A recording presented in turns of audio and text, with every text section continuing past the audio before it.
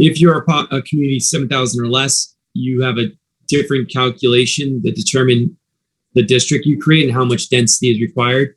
And our back of the envelope calculation is 100. Our district, if we go forward with it, will be 118 units compared to 750 units, which was initially what we would have been subject to, which wouldn't have fit Topsfield. We couldn't have done it. We don't have the water. We don't have the septic. We don't have the infrastructure. It doesn't make sense. So 118, in my personal opinion, is absolutely doable. And I think we're going to have to spend some time with the master plan to help us determine where the right place to identify that district to be. And it's the right place to do it. The timing couldn't work out any better because we need to, I think by 25, have the district. So by 24, presumably, if things go exactly to plan, we'll have recommendations that will incorporate, hopefully, the MBTA zone that will meet that requirement, allowing us to still be able to work in a partnership with the state and eligible for grants that become available that we do leverage year over year. It's a big one. Kevin, I have a quick question about that. So our latest census put us at 6,500, right? Yeah. I know the work that MAPC did with us a few years ago, they actually were projecting that our population would decline over the next 10, 15 years. But what happens if we all of a sudden pop over 7,000 after we create the district?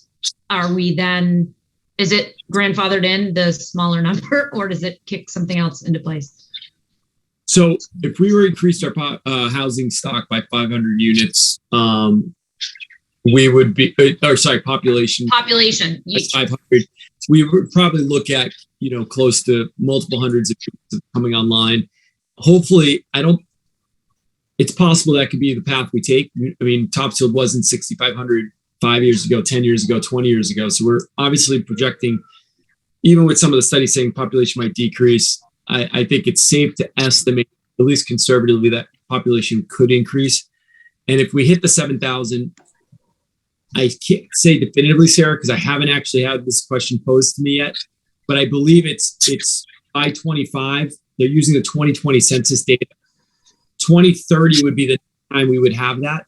And by this time, this administration won't be serving likely, and the requirement will have passed, right? So it's sort of in this window right now that needs to get done based on today's numbers. It's based on 2020 census data. So we should be okay. Okay, thank you.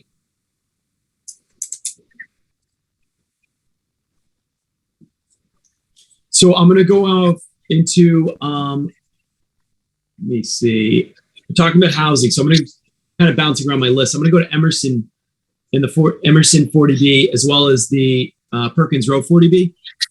We all know there was a project that's been since October 2018 in front of the town in different ways. And that's the Perkins Row project that would have brought 40 units, 20 townhouses onto Perkins Row, between Perkins Row and the Ipswich River. There's been a lot of time, a lot of process spent on that.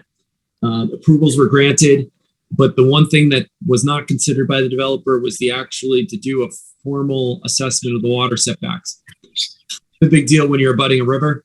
And it turns out through the process recently that was undertaken, that was spurred through some of the neighbors, ultimately, and kudos to them, and the credit goes there. The setbacks only allowed 5 of those 20 units to be developed based on location water. As a result, and some of the abutting land had already been purchased by a particular neighbor, the developer had significant limitations on what was possible there. The project would have been significantly enough. They probably would have had to reapply. And as a result of that and other items, I believe that probably influenced them. At the end of the day, they withdrew their application for that project, which is, I believe, a good thing for this community. And I know a lot of people have this sentiment. That said, there's a second 40B project that has come into play. Now, I'm just going to say what a 40B is, just because I shouldn't assume that we all know what 40Bs are. In Massachusetts, if you have what's considered 10% or more affordable housing stock in your entire housing stock, based on census data and what they determine to be affordable, any development that comes in has to meet zoning. If you have less than 10% housing, affordable housing in your housing, you're subject to what's known as unfriendly 40Bs. And what an unfriendly 40B is 40B is the state law that allows a developer to come in and supersede zoning and build affordable housing units basically anywhere they want. And in that instance, the town cannot stop it, and it can really change the character of what we have. Now, Topsfield has some limitations when it comes to septic, and that certainly would limit some scale in certain areas, but it doesn't mean that someone couldn't come in and do something that's very out of character, intrusive to the community. And so for two reasons, two reasons for it's really good to get to 10% housing, affordable housing. One, to prevent that from happening, because once you get to 10%, again, anybody who comes in has to adhere to the zoning. And so how we sort of map out what we want and where, someone can't just plop down 100 units, right across from the common if they wanted to, or somewhere that wouldn't make good sense to do that. But the other reason is housing is very difficult for people, and the cost of housing has gone up tremendously. And to that end, 10% is the target. 10% is something we should shoot for to make sure that people in our community can stay in our community. When people are on fixed incomes and they want to stay in this community, but they can't afford to live in that 3,000 foot home that they raise their family, they should be able to have alternative options locally to stay in our community that's affordable. Not everybody who lives in Topsfield necessarily can afford market rate sometimes, especially with what market rate is today. And so with all that said, Emerson Center, the church in Emerson Center has a swath of land behind it, which is very wet, but there's part of it that's not. And developers come in to propose we're referring to as a friendly 40B. They have a project that'll help us get to the 10% threshold, help us put market rate apartments and affordable units in that location, and it'll be a senior housing facility. So people in our community, seniors in our community, fixed income, hopefully can find, if they'd like, and make their way there to call it their homes. And it's done on a scale of 2 stories, and it's not a ugly building. I think they've designed it very well. It fits sort of the area from a design standpoint, height standpoint. And so they're working through their process on that location to add anywhere from 44 to 50 units. 50 units would get us to 10%. 44 would keep us 5 units short of our 10% mark. But the developer's been interested in express a willingness to help us get to our target, and adding 4 of those 6 units that they would add, so 44 to 50, would be market rate, giving more units in that complex to be market, so that people who might not be able to live at, say, some of our more expensive home proper senior housing like Great Hill, Rolling Green, English Common, but might not qualify at 60% AMI, 30% AMI, average medium income. There's this gap in the middle, and there's a lot of people in our community that fit right into that gap. And so it's really important, my perspective, and I think the select board agrees, that we try to achieve more housing for all of our people in our community, both the people who can afford it, people that need some help, and the people that are right kind of in the middle. So we worked hard to kind of achieve 10%, provide more options for people here locally, and it's close to the downtown. It's going to create a little bit of density, and hopefully those people will shop downtown, shop local, which is always our goal from the ECDC standpoint. And so it's an interesting project, and we worked really hard with them. Again, it's technically we're not at 10%, so they can do it without the town being at the table or participating. But the developer feels it's very important that they allow us to work with them from a design standpoint and a unit makeup standpoint, so that it can be seen as a positive.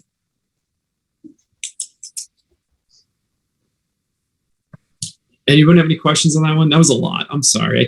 I warned you, forewarning, right? I told it was a lot tonight. Very informative, Kevin. Yeah, it is interesting. Thank you. Yeah, and keep me posted. If anyone has think of any questions offline, just reach out anytime.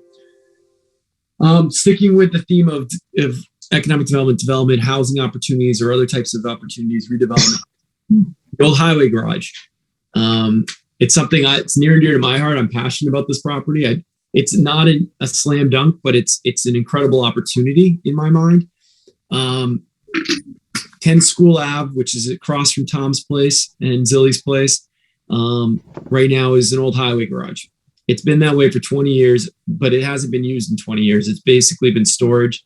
There's been incredible amount of deferred maintenance on the building. And I get it, right? It's not why we only have this much money. You got to put it in the right places. So the building doesn't look great. It still has great bones, and it's an amazing opportunity. I've seen firsthand, but I've also seen secondhand a lot of examples of reuse of properties, specifically municipal properties, into a really productive way. And so we spent the last 2 years, the select board and myself, discussing the opportunity of trying to do something more productive in that space. And I apologize, I'm starting to run low on battery, so at one point I might need a 2-minute break to try to run upstairs and get the charger, but I'll keep going until then. Garage is about a little over 4,000 square feet, high bay, brick building, setback. It's the opportunity, right? If we do it right, restaurant, maybe even a brew pub, something like that, maybe some retail mixed in there if it makes sense to not have as large of a restaurant or something of that nature. But we've gone through an extensive process starting a year and a half ago, talking with the neighbors, the immediate neighbors, and talking with the community as a whole, where we had a Zoom meeting, information meeting with over 100, just short of 100 people at it. And what we heard was consistent, place to gather, place for people to stay more than 5 minutes at a time, and overwhelmingly restaurant or brewery or brew pub was something we heard. We then did a number of other economic development, purposely a number of initiatives to sort of build up who we were before we put this out on the street, including the business and development showcase back in June, which was a huge success. Thank you to those Zilly, Sarah, and many others who helped make that happen. Where we were to market the property during that showcase. We sort of did an hour presentation on why Topsfield, and there's a lot of really good reasons why Topsfield, why invest here. And then we kind of hit them with, here's 3 opportunities if you want to do it. And the first one we let off with was the garage. We did a trolley tour. We took them to the garage. A lot of people with their cameras walking around. And a lot of people indicated afterwards, they gave me their cards and said, when you release the RFP, let me know. I'm interested in potentially responding to it. So we've done a lot of legwork in those regards. Meanwhile, we hired Glenn Gibbs. Again, Sarah referenced, I think it was Sarah Zilly, or a combination of the two, said, reach out to Glenn Gibbs, retired planner in Ipswich. I did. I cold called him. I brought him in. He's like, I'm in love with this. I want to get it done. Let's do it. So he wrote a fantastic RFP. Had a chance the last couple of weeks to talk again with the immediate abutting neighbors, to tell them what we were doing. I got a hold of 2. I got a hold of 3. One of them I haven't been able to reconnect with, but 2 of them I sat in my office and we went over the RFP, and they were like, this is great. Let's do it. Which is great. They're really excited for it, which is not always the case when you're repurposing a building.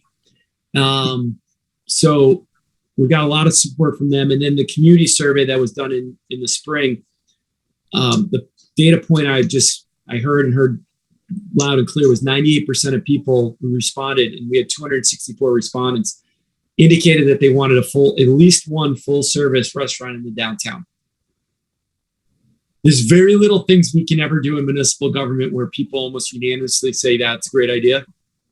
This happens to be one of them. So we heard the neighbors, we heard our community a year ago, reaffirmed with the data that came in through the survey, reaffirmed by the abutting neighbors when we went over the RFP. And then Thursday, we had an information session where we kind of went over the RFP in some more detail. And within the next week or so, we're planning to put it out on the street. We'll put it out for at least a month and a half, not 2, and we'll see what happens. It's not a simple turnkey property. Someone's going to have a creative eye to make the investment and do it right. But the data that we've shown, I mean, Topsfield has 143,000 in median income. The abutting communities around us, I think we're at like 127. if you take it all together. That's 70,000 people right there. That's a lot of discretionary income, relatively speaking. We're the epicenter of Essex County. We have a downtown. We put a real sit-down restaurant in there. I think it's going to do incredibly well, and it can be a destination. It can be the catalyst for what we've been talking about when it comes to downtown revitalization. And not only for the downtown, but put Topsfield on the map beyond the Topsfield Fair and the Petco. So it's an opportunity that's incredibly exciting. It's still a lot of hard work. There's a lot of issues with there's challenges with the building. But I think if somebody's savvy enough to really take advantage of this and believes in it, they'll have a willing partner with the town. And I think we can do something really, really special there. And I think if we're able to accomplish what we hope we can, it's a credit to everybody on this call, select board, and many, many other people who've been behind the scenes supporting it, helping us get data, helping us with the business showcase, all these little pieces that we've done to get us to where we are now, where we have this opportunity to bring this forward. And fingers crossed, get a really great applicant or two to come through so we can do something special for Topsfield. Awesome. Kevin, could you just speak briefly about the vacant lot that's across the street? Sure. So we have some limitations with septic on the existing property. Roughly 43, 45 seats in a restaurant right now based on the perks.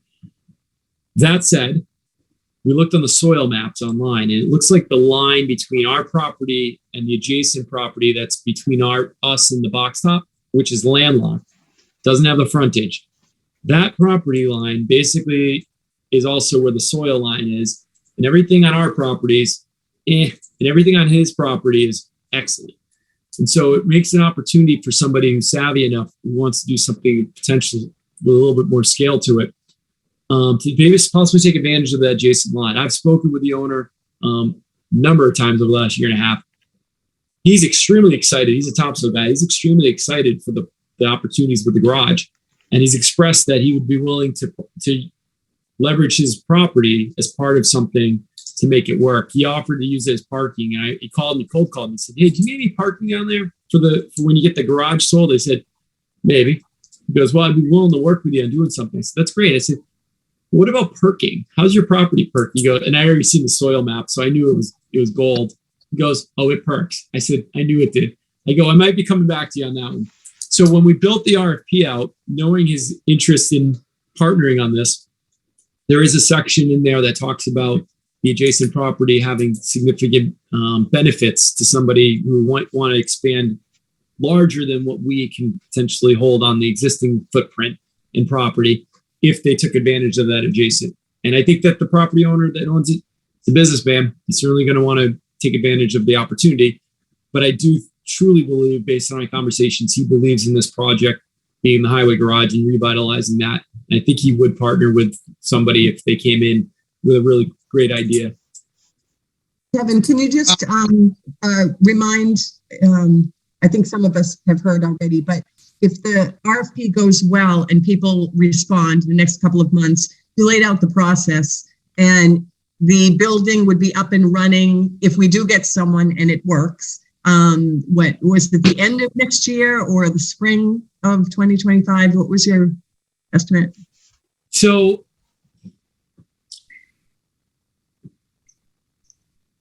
different developers work on different timelines.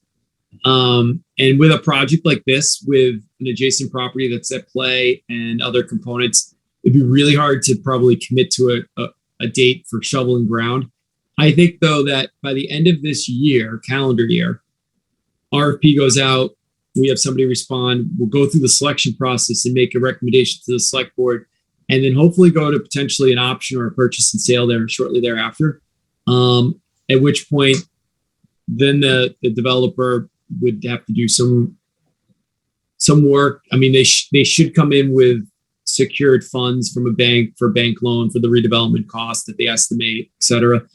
But there's certain pieces. I've seen different projects move very quickly, and I've seen other projects, take more time. And it's not necessarily the developer's fault. Just sometimes something's pop in front of you. But I think if we just to set expectations, it's at least a year and a half, maybe 2 years before something is up and running.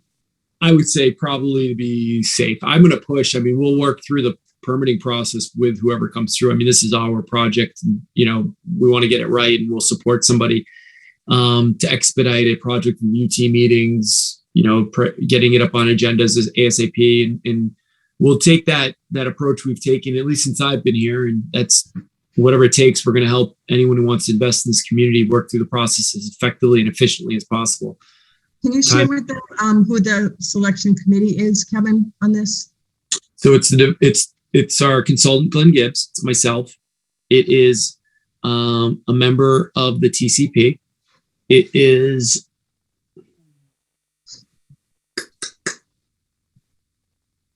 Martha Morrison, planning board chair, and a member of the community at large. I think that's the 5. And they'll put forward their recommendation to the select board, who will then choose. That's right. Well, yes, they'll make a recommendation that this proposal meets all the basic qualifications and requirements of the RFP, and that if there's multiple projects, this project is the most advantageous based on the selection committee's review of the applications. Okay, great. Any questions for Kevin on this one? Does anyone want to buy it? Do it in a second. If I had the money, I would do it in a second. It's a really cool building. I think who does it is going to end up doing very well. I agree. I think I can't tell you how often I hear from people. There's just this desire for people to come downtown, shop local, and they want to sit down and have a good time with their friends or their family or both. Yeah. All right. Next item, Kevin. So we're sticking with development.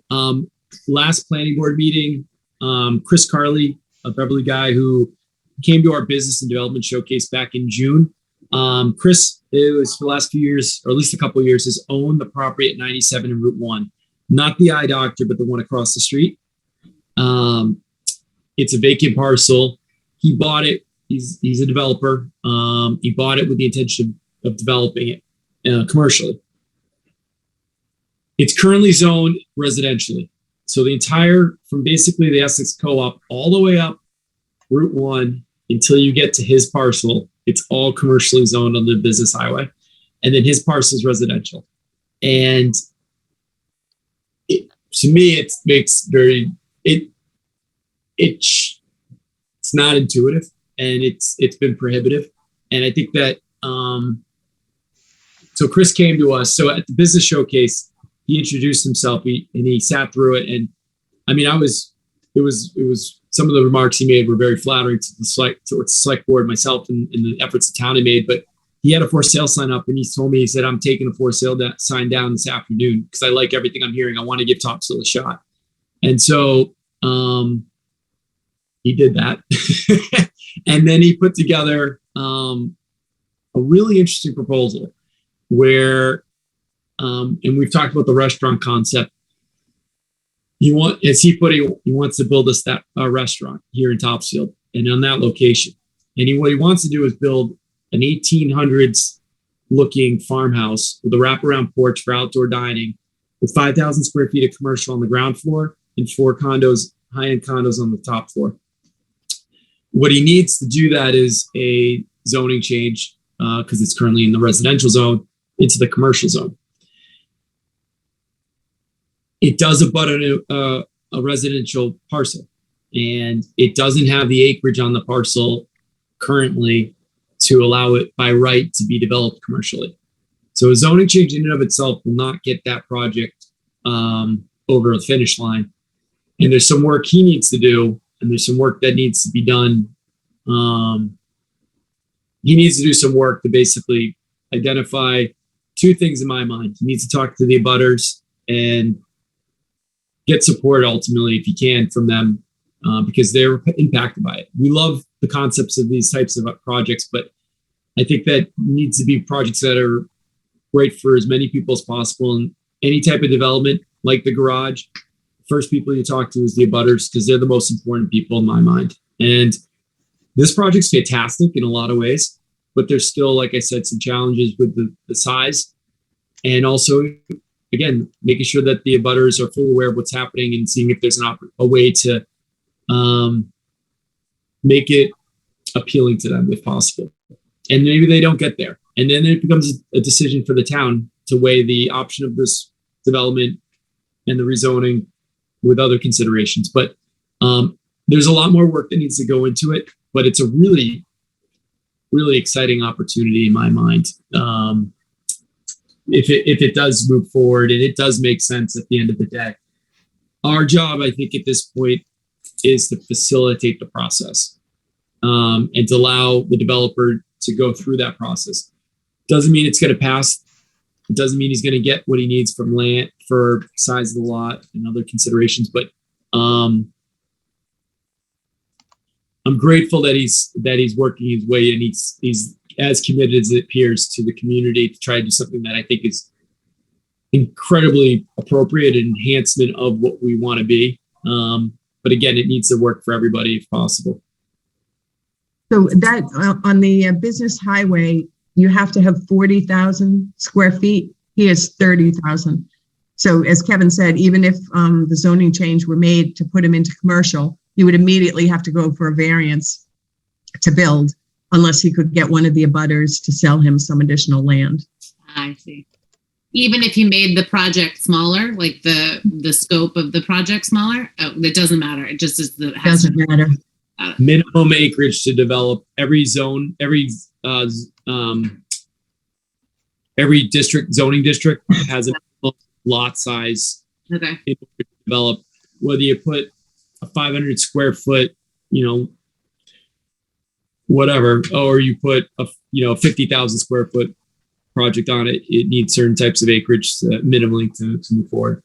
Okay. But I've had a chance to talk with the budding neighbor, Abigail, just wonderful, really thoughtful, really smart. And, I told her, I said, our job at this point is just to facilitate the process. And it's going to be a community discussion if it gets at a certain point. But I told her, I said, make sure you're active in this process and make sure you understand what your needs are. And, if it communicate with the developer as much as possible, because communication's, key to success. Right. And I think that she might not get there. They might not get there. Daniel's the husband, but, the conversations are moving forward, which is in and of itself a good thing. And we'll see where it lands. It's an interesting project for Topsfield for sure. Plus, Kevin, that was something else. All these relationships that we build, it might lead to something else with that gentleman, right? I mean, Chris was on the call with the Highway Garage Thursday night. To be fair, I invited him, but he did show. Thank you. And that leads us to the next. Oh, go ahead, Zoe. Sorry. Did you find out why is the acreage the reason it wasn't zoned differently to begin with? Did you ever find out why that happened?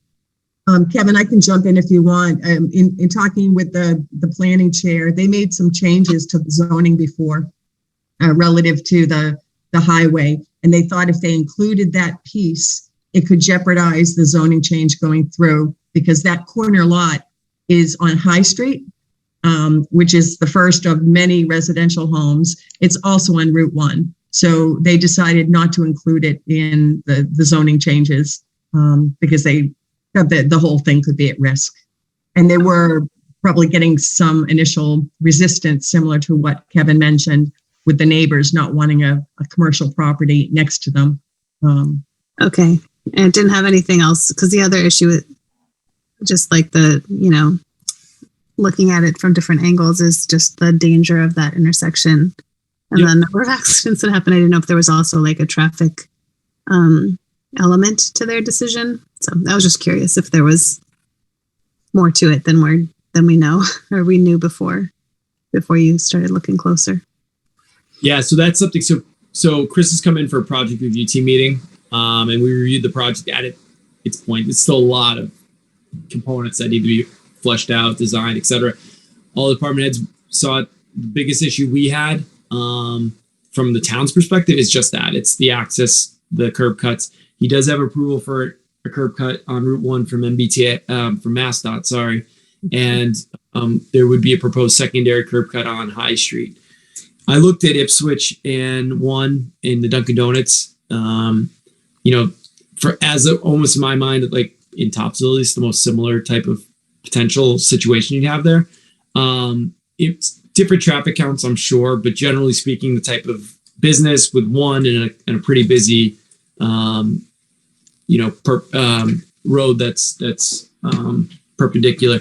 And so that's just a piece that's going to have to be figured out as well if it goes forward. How do you mitigate the traffic concerns if it's limiting left-hand turns out of certain places, et cetera? But it's a little too far to say, this is how they're going to address that traffic. But it's certainly something we said, Chris, you got to figure that part out. That's something you definitely have to. I'm glad he's open to being creative. He's committed. He likes everything he's hearing about Topsfield and what we have to offer for somebody like himself. Tom, to your point, I appreciate pointing out. I pointed up to the right corner because that's where you are on my screen. But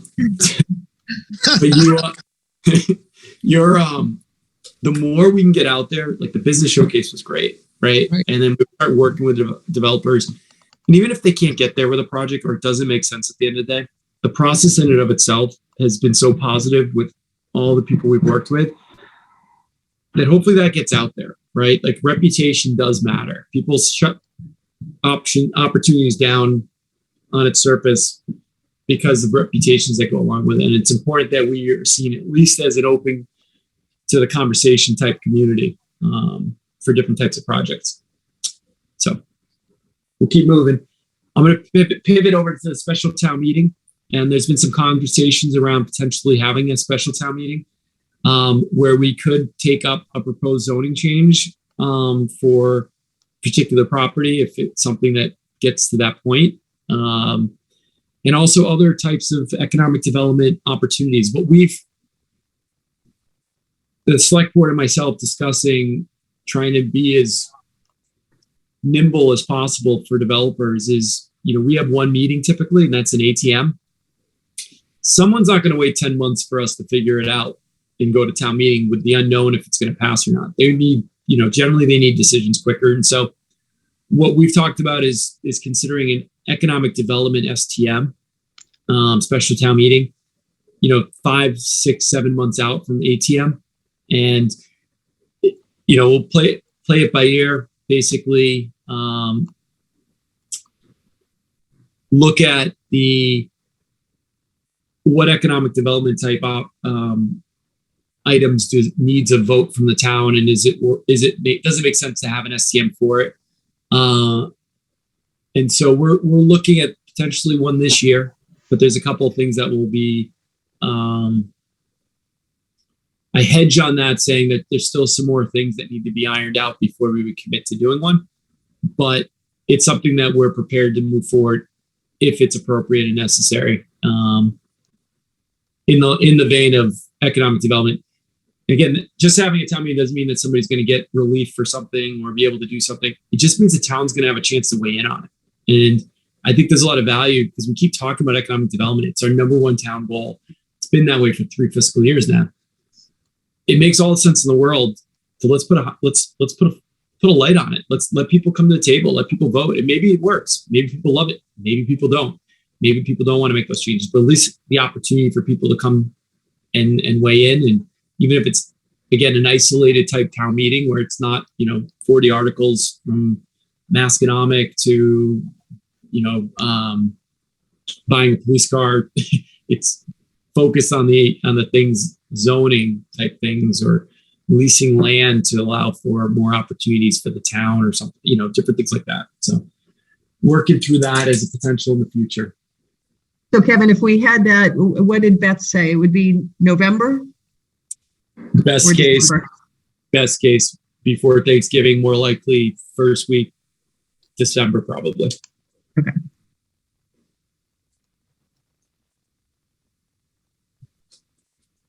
And then, I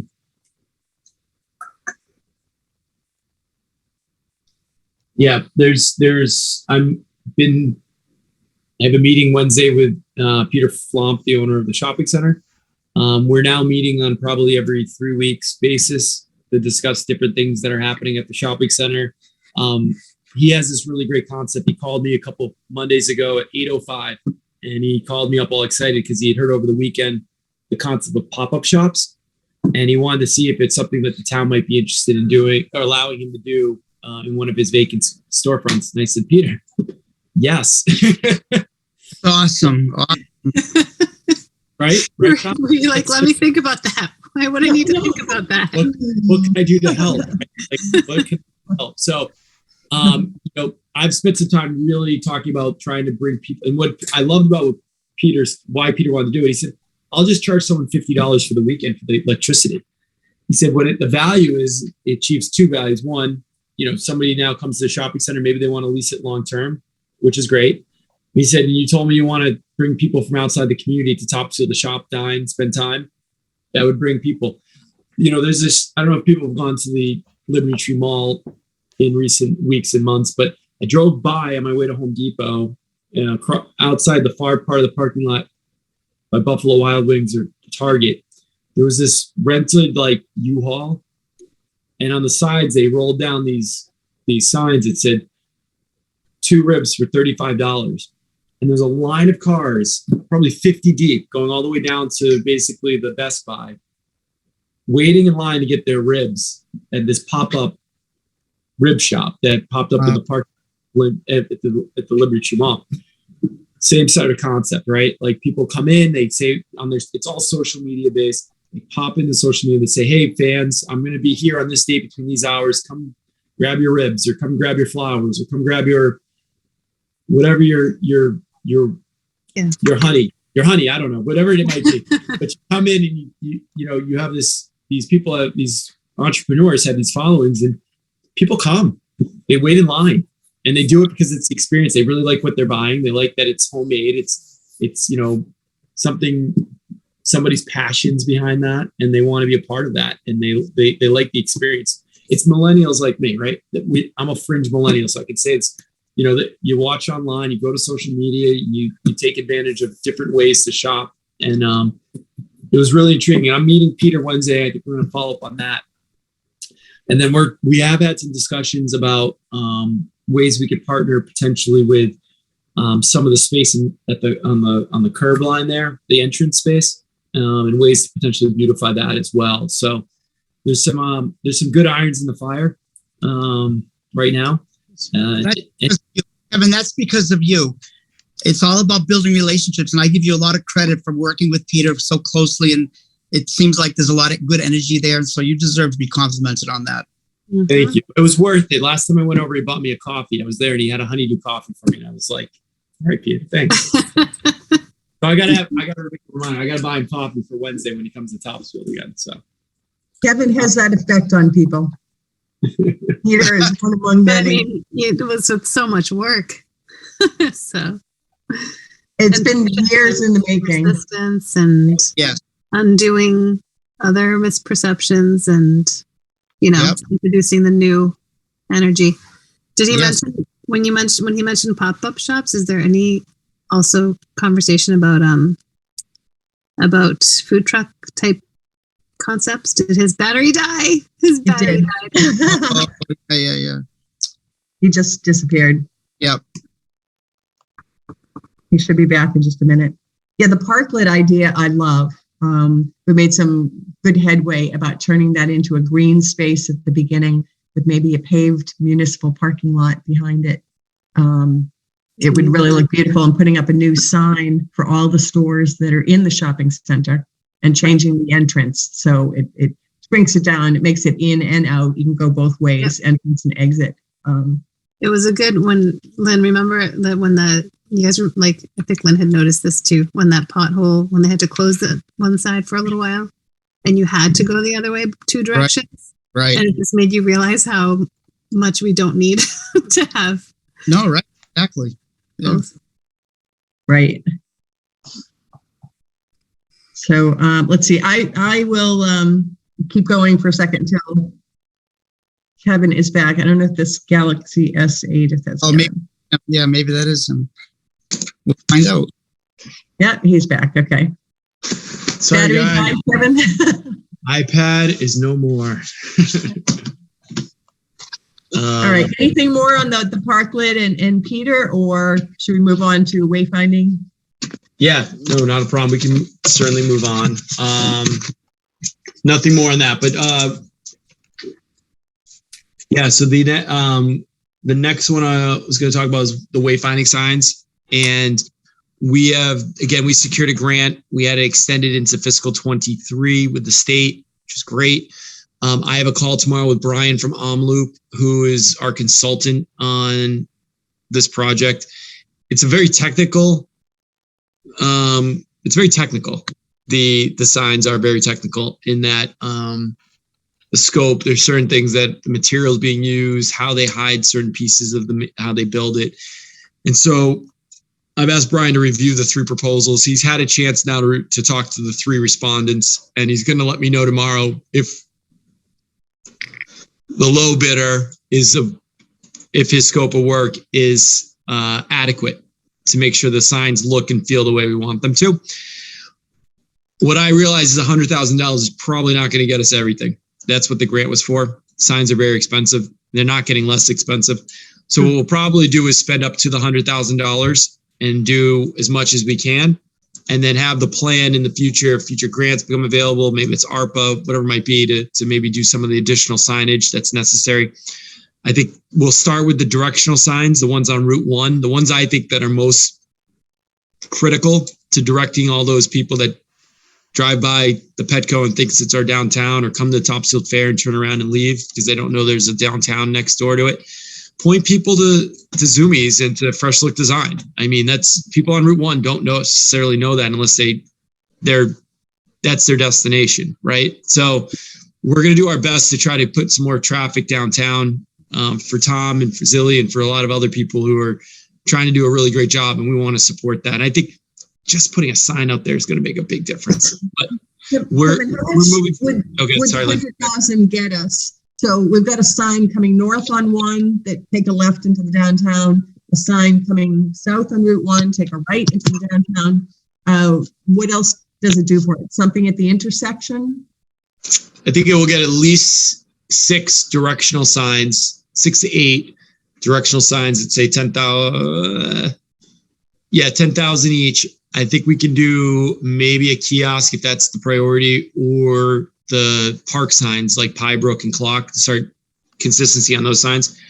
But the directionals would be the primary for us. Those would be the ones we want to get up there right away. How quickly could we get them built and up? I'll find out tomorrow. Brian was doing his reconnaissance for us from OmLoop, so I'll know the details tomorrow. And then if in fact they held their pricing and it is what we hope it will be, we'll go to contract pretty much right away. And then they'll start fabricating, and then they'll start installation. And hopefully before the snow flies and the frost comes, we might be able to just get those signs in. That's awesome. And Kevin, it might be spring. I don't think we need the kiosk at this point in time. I think let's focus on the signs, some of the historic ones, and the other ones that say shopping and dining. Mm-hmm. I mean, the kiosk is nice, but it's like one of those added things that I think we could put in the future. Sure. I agree. I think, like I said, we're gonna bang out those directional ones. Those will be the first, and then we'll see what's left and what we can kind of fit in there. I love the kiosk. To me is very interesting because again, we have 500,000 people over an 11-day period to come to the fair, and if Jamie were allowed us to put the kiosk right by, say, the entrance into the fairgrounds, the main entrance, you're grabbing thousands of people on a daily basis who look and say, oh, I'm going to come back and go to the rail trail and go downtown and buy a coffee or buy flowers or buy some, I love Topsfield. I want to get a pillow or a throw blanket, whatever it might be. Right. I think that I want to get in front of as many people as possible. So the kiosk at the fair, if it's more so than at the rail trail and South Main crossing in my mind, I mean, that's to get all the people walking the rail trail. Those people are already in Topsfield and close to the downtown. And hopefully they take a look over and they see something happening. They come over. That's almost like a 1B. And the one at the fairgrounds is like a 1A. Granted, the one at the fairgrounds is only going to be good for like 11 days of the year. 11 days. Shouldn't say that. They have events throughout the year as well. But I think the mass audience we'll have is going to be during that period of time during the fair. Can I? Go ahead, Zoe. Well, just along those lines, I'm kind of famous for thinking of good ideas too late to make them happen for the ideal timing, and then we have to think ahead. And we may have already talked about something like this, but when you just mentioned that with the fair, I wonder if they would ever let us put like a little, the same size as the brochure, or even just put it in their book that you get. You know, when you go to the fair, you get that little book with the map of the fairgrounds and all the events. Different from an ad, but something that maybe has a QR code that takes you to either TCP's website or to the town website and says, you know, shop, you know, the fair's over, but you miss Topsfield. Come shop here. Like something that could be given away to everyone who comes to the Topsfield Fair that drives them to, you know, I don't know. I'm in brainstorming mode and that's not what we're doing right now, but I just have to say it out loud because if we haven't thought of that before, it's another way to put us on the map. Zilli, I love the QR code. When I was in Beverly, we did a Veterans Memorial, and there was 11 Vietnam veterans who didn't make it back. And what we ended up doing was doing 30-second videos with the president of the Beverly Vietnam Veterans Association doing the audio, where he read the bios of each of the 11 and had images of their childhood pictures and things like that. And then we put a QR code in the plaza where people could scan it, where the names were, and you could hear when you go to each of the veterans, more than just a name on a wall, you can actually see pictures and images and really make that connection to those veterans. It was really, really, really impactful and really, really, I think, well done for the people that were involved in it. I could see us, I almost brainstorming session, right? Like I could see us standing outside the fair and having people just hand out little postcards with a QR code that directs you to the website. Doesn't have to say anything, just say Town of Topsfield with a QR code. All right, bam, let's go. What's there? Oh, it's the website for the town, you know? Like that's kind of really interesting. I don't know if we could do it before, you know, in 2 weeks, but. Well, that's what I mean by a little too late for this year, but. It's a great idea. Yeah, and Tom, just to your point, I think the 6 to 8 directional signs could include those dining and shopping signs, and then the kiosk could be in addition to that. So I think that was the thought, Kevin, right? That the directional signs include into the downtown. You're coming down on the main roads from all sections. No, not the Route 1 ones, but when you're coming to the intersection on, you know, East Common, etc., there would be directional signs that say dining and shopping and, you know, this way. So you don't keep going over to Boxford or you don't take a right onto Route 95. So that's right. So we'd have them on Route 1 at like Ipswich. We'd have it at Route 1 at High. And we'd have one probably at Route 1 at South Main. So we don't need double sides or two, because people who are coming southbound would take, in theory, the Ipswich Road sign. And then people coming from heading north would take the South Main to get to the downtown.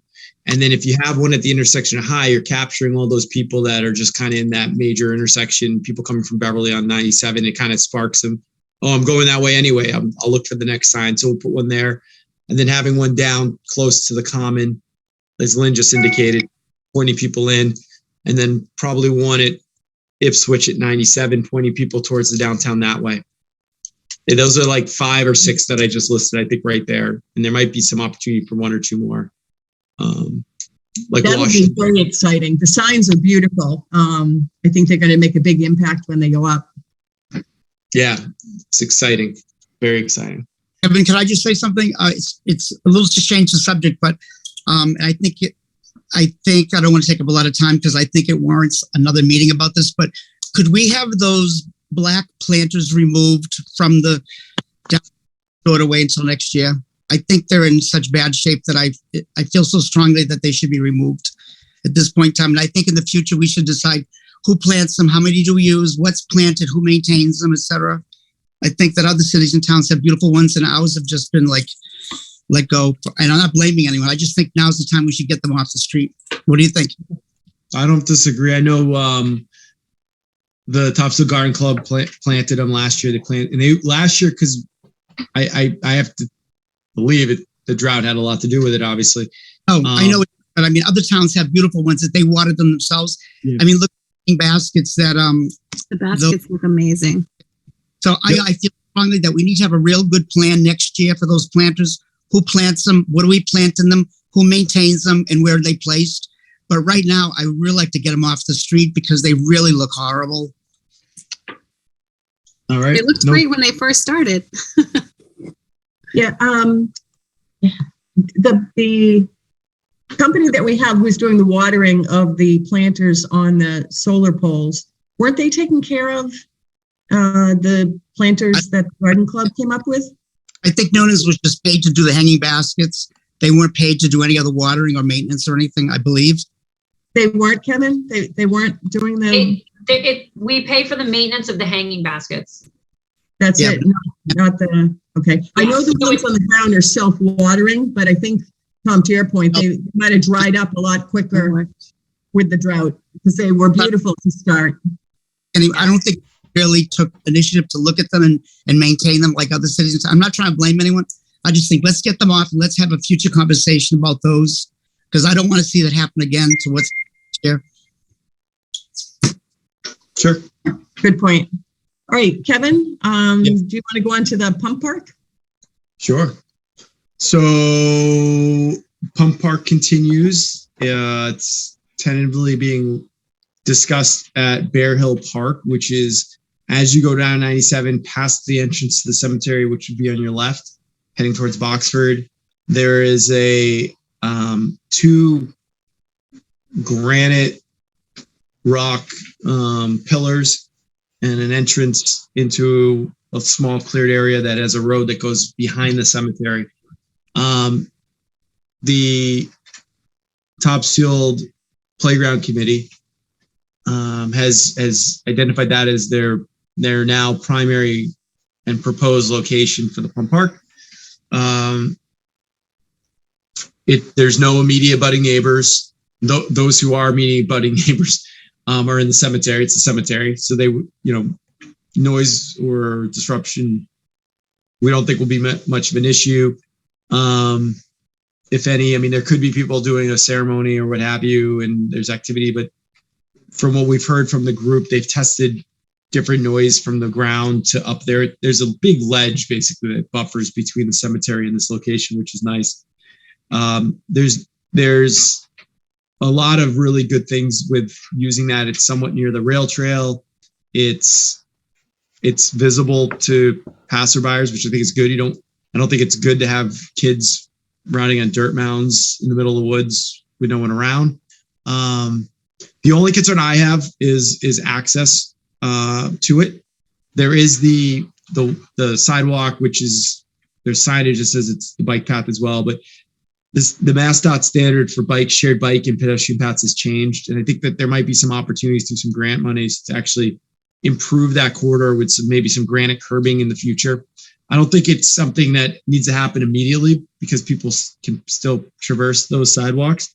But having a plan for trying to identify grants in the coming years to try to improve that section, I think would be a benefit to the project. It wouldn't hurt it, that's for sure. But I think there's some really great people, passionate people behind this project. And I think there's been a lot of thoughtfulness behind this project. And I think there's a lot of good things that can come of this project. Adding an amenity for the community, another potential regional draw for people to come to Topsfield, and then maybe they go downtown to buy a sandwich or to spend some time.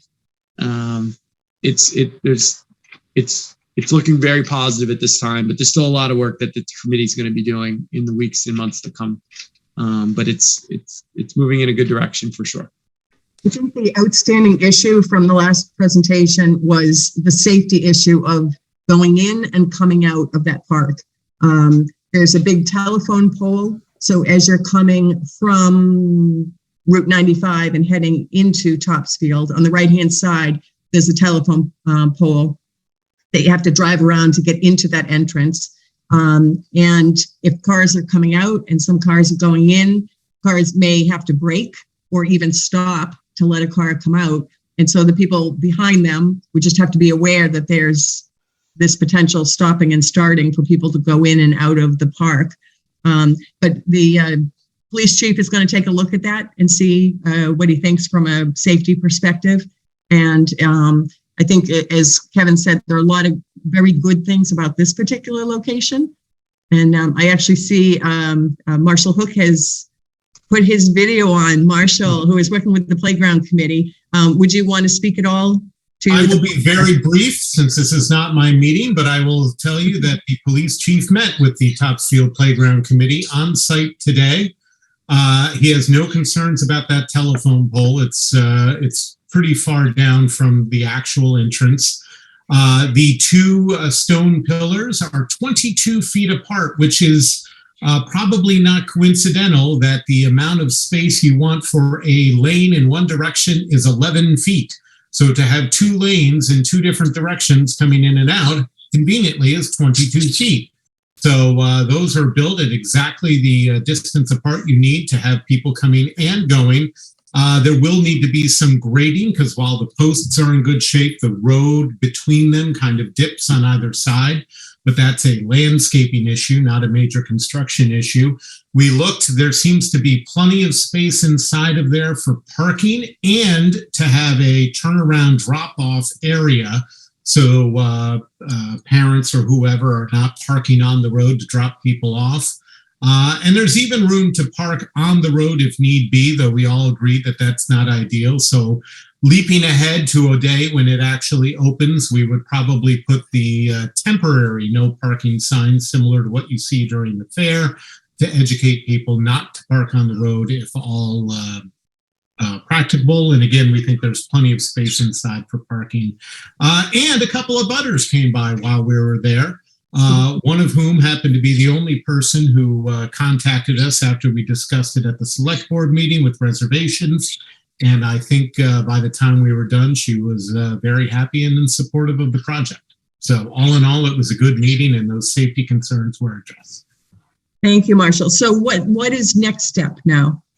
Well, for the committee, it's primarily fundraising because they're not going to ask for final approval if they don't have the money to do it.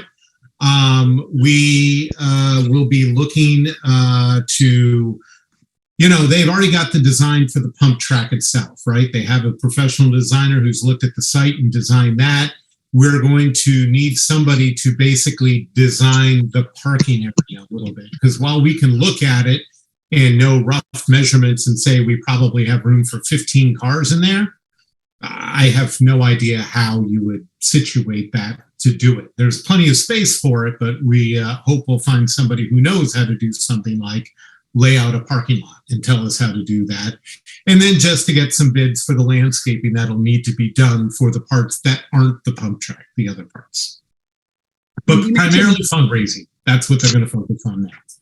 Okay, I would imagine that you said they'll do fundraising before they get approval, but I would think getting the town's approval would be necessary before they start the fundraising so that they can go out and say the town has agreed to let us put this on their property? Well, it's kind of a chicken and an egg. Their purpose for coming to our meeting the other night was to get what they've termed preliminary approval, which I think they more or less got from us, a verbal vote of support for it. We wanted more information as the select board in terms of safety. And, they have it. So I think both those things will happen more or less simultaneously. It's not like they're going to go out and suddenly get $60,000 dropped on them. I think they're not going to come back to the board for official approval until they have things like the parking lot mapped out and the official, whatever form it'll come from Chief Hovey to talk about it. But it seems as though all of that is so doable and that the fundraising will take long enough that they're comfortable beginning that process. I mean, worst case scenario, they raise some money and it goes to playgrounds instead. Is there a spot people could go to see the design to get a better feeling? Like I think this is Tracy's first meeting, so she might not have seen the pump track design, or maybe the others haven't either. I will say that I'm 100% sure there is, and I have no idea what it is. But I will endeavor to find out. I believe they have some sort of website, but I would not testify that to that under oath. But we can certainly get those materials up someplace. Isn't their presentation just on your board docs from that night? It should be, yeah, but I wouldn't send a lot of people to board docs because honestly, I know. If you were thinking of just like Tracy, that's one. I know that they've also shared the plans on their own, the Topsfield Playground Committee Facebook page. So certainly people could go there to see it.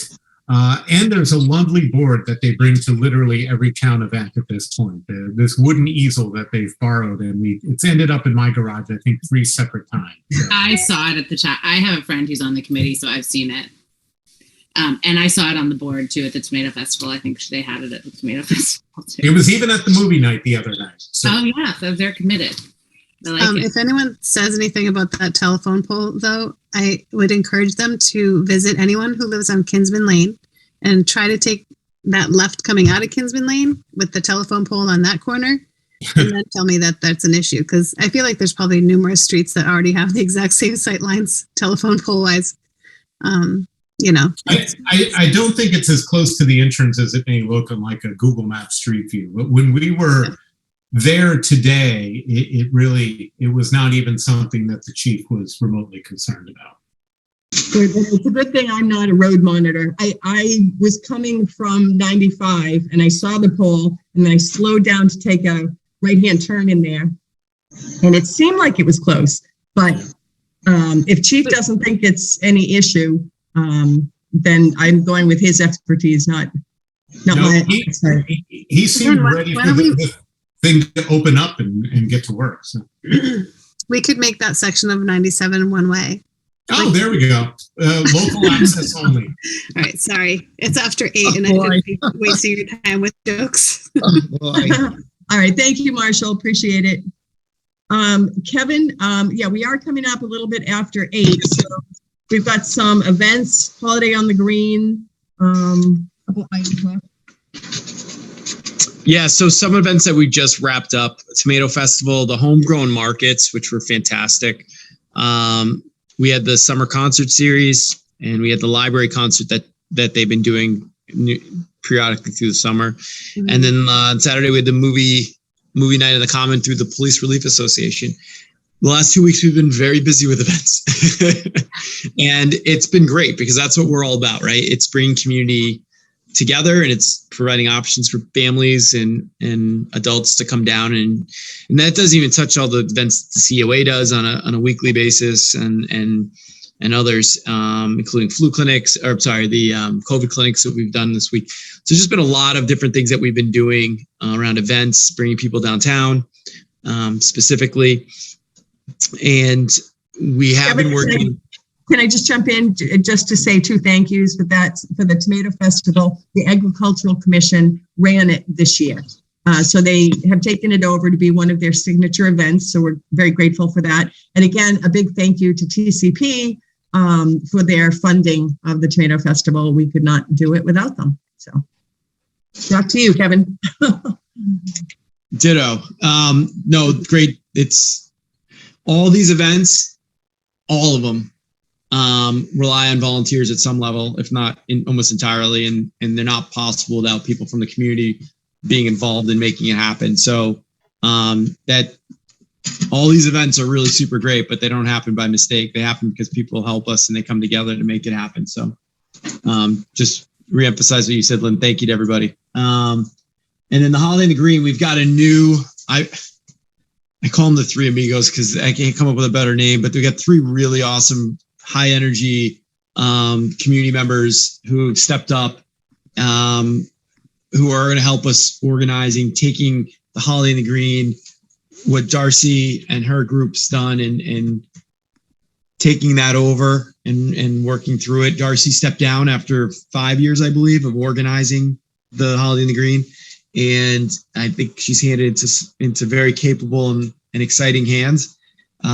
They've already emailed me over the weekend, I think at least close to a dozen times with different types of questions around lighting or how the electrical power works on the Common, to how they're going to set up DJ stands and bands and things like that, which is awesome. It's just so great. And super excited. And one of the things that's coming out of this, and we've talked about this for some time, since last Holiday in the Green is how are we going to get the lighting for this year? The Holiday in the Green is one event, but lighting for the downtown, holiday lighting and year-round lighting is something we've been working on to try to really enhance what we've been doing and add elements to it. And so I've been working with Mark from Specline, who helped us with the solar bench and the solar lights, trying to identify a hardy solar light option for uplighting on the trees as you come downtown, to really put a nice little element to the common area, which is beautiful. But I think I talk about the runway approach with like the solar light poles at some point. I think to start getting some solar uplighting it's actually uplighting and downlighting on the trees could really add a nice little element. So working with the three amigos and with Mark to identify what option might be available. But in addition to that, the new organizers are talking about doing a lighting competition and getting different landscapers to actually decorate with holiday lights to supplement any uplighting on specific trees. White, beautiful lighting that we can put down in the common area on the trees, which is exciting. It's expensive potentially, but if we, there's different ways we're trying to navigate that to see if we can make it fun, to see if we can get some savings, if not get some donations. But we're working right now hard on that. And then one item that's parlayed off the lights is, and it doesn't exist, so another sort of invention or pilot that we're working on is solar speakers on the downtown, where we can add a little bit of ambiance music as people go down to, think of Linfield Marketplace. When you go shopping, you've got a little bit of music in the background to create an experience. Trying to see if we can do something with a solar option with that, because electricity is difficult. The poles we don't own. There's complications. If we get a solar option, just do it. It'd be really cool. So we're trying to build something, trying to embed something that might work for us in the downtown to do that, but we'll see. And if it's kind of like the solar bench, you can build computers into them, a modem into them. You can kind of go on the internet and you can create the music and the soundtracks and everything we might want. So something where that's out there a little bit more. The solar lights and the uplighting and the holiday lights is something we're more focused on in the immediate, and something we're working on as well. And the last thing I have for tonight is stay tuned. Thanksgiving, or shortly thereafter, I should say, we should be putting the ice rink back up for its second run. It won't be frozen probably till January, but we're going to put it out nonetheless. So that's exciting. We had a great success with it last year. We're hoping to build off of that. Some of the concepts we're playing with this year is we're looking to do a sort of a festival, a winter festival down there, to bring people down to after the Holiday in the Green, like in January. In addition to that, we've been exploring the idea of doing propane powered fire pits, so people can come down and sit by the fire, kind of like a ski lodge kind of concept. Got to keep working with Chief Collins Brown, but I think there's a path forward on that, that she and I talked about that would be really cool and really interesting. If they're propane fired, it might not have the same rules. What's that? If they're propane fired, it might not have the same rules as a wood.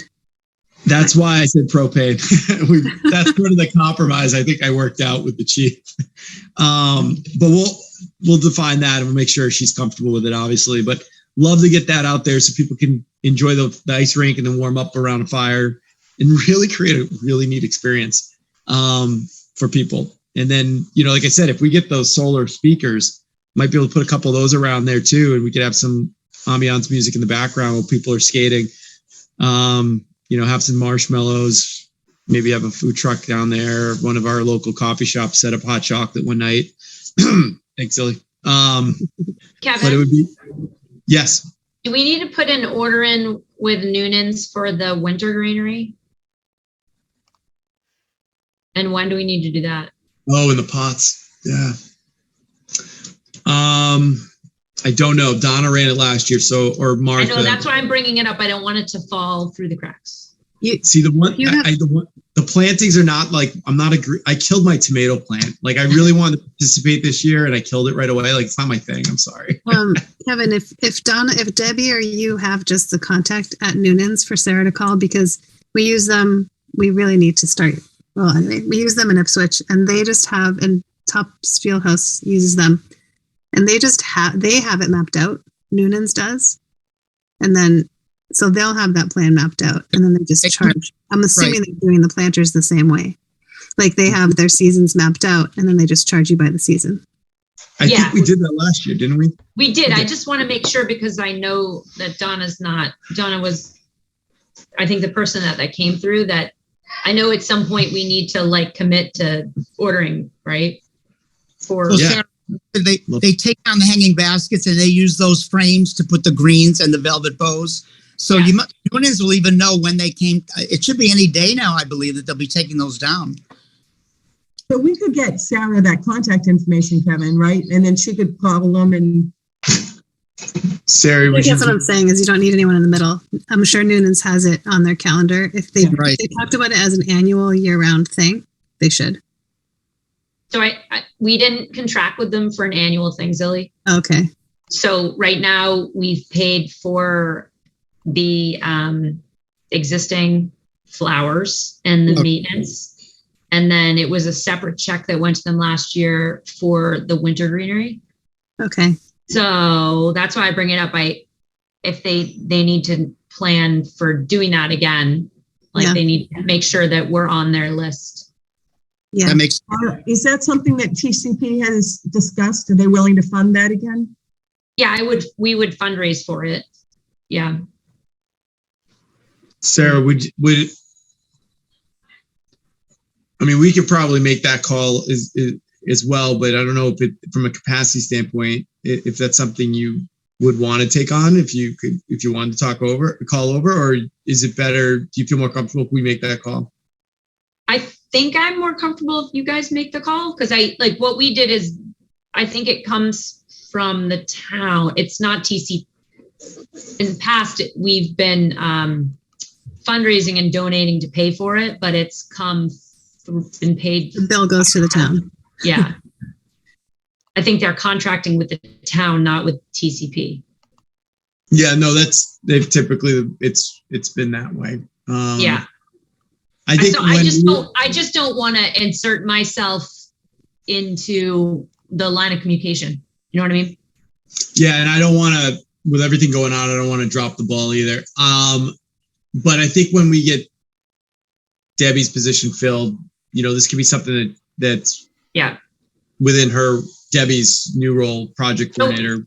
So I'm happy to call them and just be like, hey, I want to make sure that, that you'll be doing this for Tops, that we want to move forward with the winter greenery.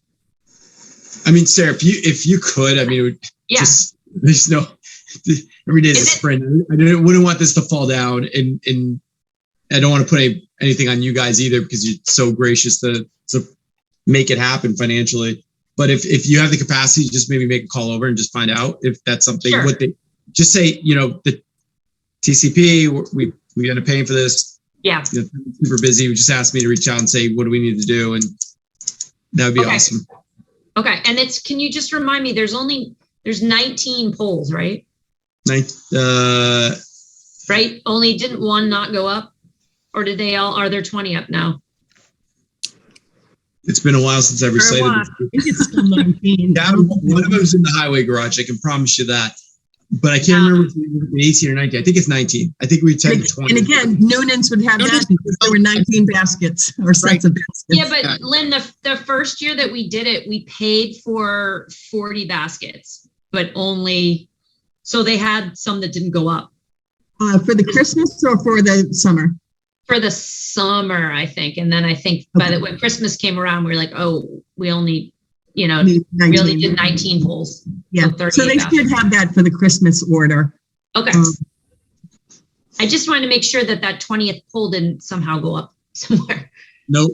Okay. It's our backup when and if something's needed, we could pull a piece off of it. And we were going to put it in front of its superstition for savings, but they had too many conflicts under the ground. And when we looked at it, we took a step back and looked, and we're like, you know what?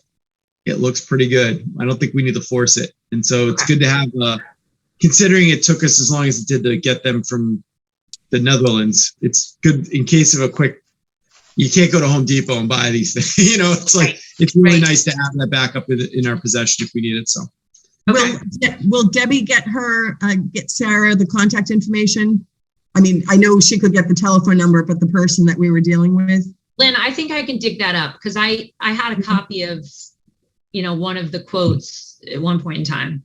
Okay, So- thank you, Sarah, because this is kind of moving quickly. The cold weather is going to be here, and they need to know that we're on the Yeah. list. Exactly. I think Exactly. you're smart to be thinking to have it on the town's to-do list, but this year's different because you're in a staff transition. So that's your reason for for this year. I'll take any volunteer help I can get. Kevin, anything else? That was a great overview. Anything else you want to share? Or? I would just reemphasize, thank you. I said it earlier, like with the events, they don't happen by mistake, but all the things that we covered tonight, it's a team of people behind it. And you folks here at the ECDC, your commitment and your support and your help is what's making this all happen. And that's really, truly exciting and much appreciated personally and professionally for your friendship and your partnerships. Thank you. Can I throw out there, would people be interested in having Stephanie Sweeney, the rec director, come? She's got a list of activities that are on her plate that she's interested in bringing to the town. She's working with Kevin on it. Would we want to have Stephanie come and speak at maybe our next meeting to give us that update? Sure, I think it's great. Having a break. I would love that. Yeah. Yeah. Me Yep. too. Okay, great. All right, Kevin, thank you so much. You have quite the full plate and you're doing great. This is all very exciting. So, all right, is 8:19. Could I have our favorite motion? I move to adjourn. Okay, I'll second. Lily? All right, I'm sure there's no discussion. Roll call. Tom? Aye. Zilly? Aye. Sarah? Aye. Kevin? Hi. Tracy? Hi. And Lynn is an aye. That's everybody. Alex had to drop off, so he's not there.